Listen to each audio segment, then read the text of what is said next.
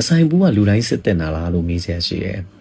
အဲ့လိုတော့မဟုတ်ဘူးဒါပေမဲ့ဘယ်သူတွေစစ်ရမလဲဆိုတာကျွန်တော်ပြောပြပေးပါမယ် dyspepsia လို့ခေါ်တယ်အစာမကြီးရင်ပြည့်ရင်ကဲတောက်လျှောက်ကြီးဖြစ်နေတာပေါ့နော်အမြဲတမ်းသူ့မှာမအီမတာဖြစ်နေတယ်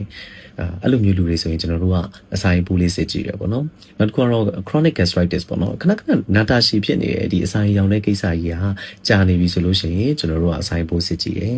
နောက်တစ်ခုကအစာချင်းပြန်ယောဂါပေါ့နော် GERD လို့ခေါ်တယ်ဒီ gastroesophageal reflux disease တွေဟာရှိနေတယ်ကျွန်တော်တို့ PPIP လို့လည်း control မရအောင်တောက်လျှောက်ကြာနေတယ်ဆိုလို့ရှိရင်လည်းကျွန်တော်တို့ကအဆိုင်ဘူးလေးရှိမရှိကိုစစ်ကြည့်ကြပါတယ် SPLET ပေါ့နော်ဒီလိုသွေးကျဲစည်းတွေတောက်နေတဲ့လူဆိုလို့ရှိရင်လည်းကျွန်တော်တို့အဆိုင်ဘူးစစ်ဖို့အတွက်အကြံပေးရတယ်နောက်တစ်ခုက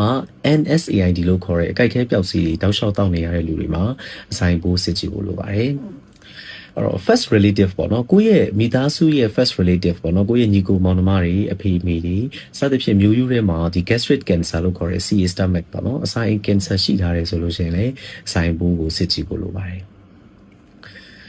နောက်ထပ်ထူးခြားတဲ့တစ်ခုကတော့ဒီ iron deficiency anemia ရနေတာပေါ့နော်တန်တက်ချို့တဲ့ anemia ရနေတဲ့လူနာတွေမှာဆိုလို့ရှိရင်လည်း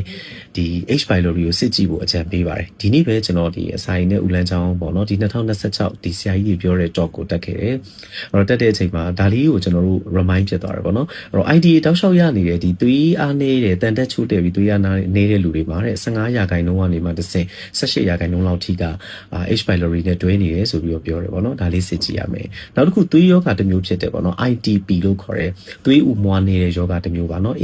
immune thrombocytopenic purpura လို့ခေါ်တဲ့ခန္ဓာကိုယ်ပေါ်မှာအနီကွက်ကက်ကလေးထွက်တယ်သွေးစစ်ကြည့်လိုက်လို့ရှိရင်ဒီသူ့သွေးထဲမှာဒီသွေးဥမွှားလေးတွေနည်းနေတဲ့ယောဂ